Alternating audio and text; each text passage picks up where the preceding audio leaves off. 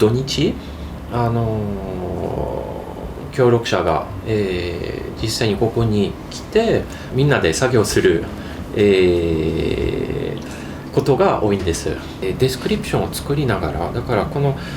ソフト何が入ってる、マニュアル何個とか、ディスクだったらフロッピーディスク何枚とかで全部分けて、バーコードをつけて容器に入れてアーカイブにしまう。だからほとんど、チェックする作業、そしてデータベースの、入力する作業ですよね。だからゲーム1本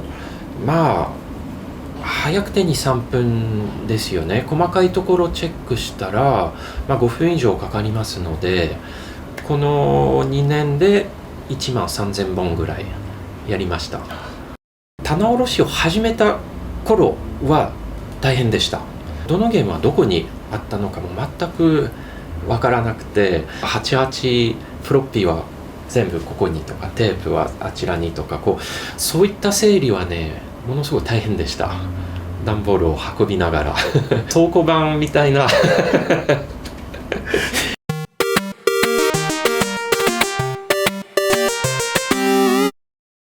ーカイブ用のファイルです。で、ジャケットはなるべくまっすぐにして、実は数年寝かせてるところなんです。もともと曲がってるので、ちょっとこの部分はねスキャンしにくいんです。なので少し寝かせて、デジタル化作業が始まったらやりやすい。で、あとはですね、ジャケットはね絶対元のパッケージから外さないとプラスチックにくっついてしまいます。それで取れなくなります。もしくは取ったらもう破れたりとか、パソコンゲームだけではなくて、例えばメガドライブもプラスチックのそういうパッケージを使っているので、あれも外さないとだんだんビニールにくっついてしまって、アーカイブで考えるとそういうのはもう全部バラバラにして個別に保管しないといけないんですよね。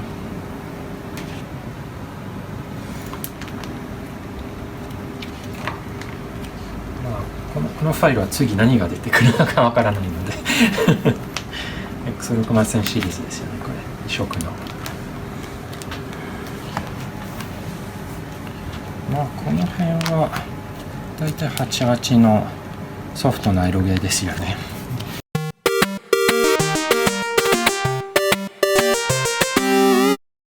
わかりますか？どのあたり？この白いポツポツポツポツ、こういう色のライトで見ないと、こう見ると別に何もないでしょ。そうですね。これをそのまま88に入れちゃうと、もう大変です。大変。このまま入れたら死ぬ。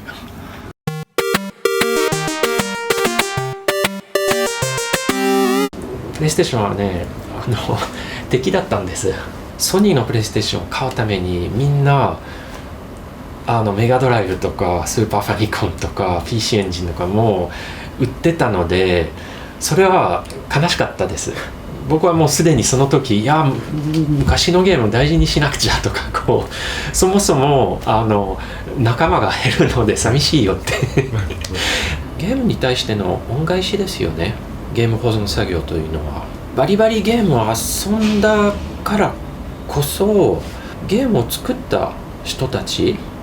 に対しての恩返しに、なるかと思います。そして、将来、の人たちのことを考えると、文化保存というのは義務です。やらなくちゃいけない。生きてるうちに。今までの人間は一生懸命ものを保存したので、その何百年前からの音楽とか文学とかいろんなものが残っていますよね。だから私たち今いろんなものが作れますというサイクルなので私たちも生きてるうちにその面白かったゲーム、面白くなかったゲームを含めてできれば全部保存しなくてはいけないと思います。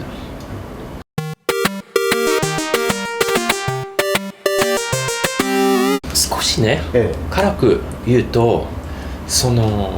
ゲームの保存にあまり関心がないのは日本だけです最近日本でもかなりゲーム保存も話題になっていますので、今ゲーム保存協会だけではなくて少しずつ企業とか大学、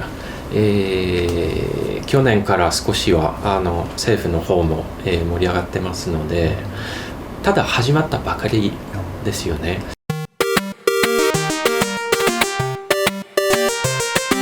最初のステップとしてここにある、本部の、PC のゲームのアーカイブを、公開したいなと思って、ゲーム保存協会が持っているコレクションの、中の一部なんですが、特に研究したい、人のために、せっかく集めたものなので、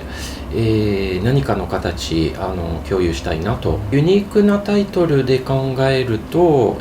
多分11月に、7000本ぐらい共有ができると。ただ懐かしいだけなので見せてくださいとかのではなくて、本当はそうしたいんですが、やはりNPO には限りがありますので、まずはその記事とかウェブサイト、同人誌、何でもプロジェクト最終的に公開するプロジェクトであればアーカイブを見ることができます。パッケージのカバー、マニュアル、磁気媒体、テープ、フロッピーも閲覧できます。どういったプロジェクトで何を見たいという、申請を記入して、で話し合いながらその、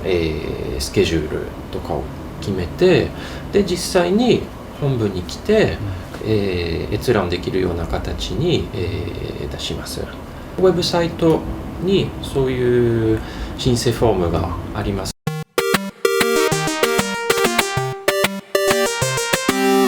自分にとっては10年後は遠い未来なんですよ。ただ多分時間が経つのはあっという間でしょう。特に磁気媒体の保存に関してできることはだんだん少なくなります。もう10年後はね、明らか遅い。だから今から10年後まで私たち何ができるか、一番大切な期間ですよね。理想の10年後なんですが、今はですね、アーカイブもありますし、で、技術があります。ある程度保存作業に関してできる人間も、います。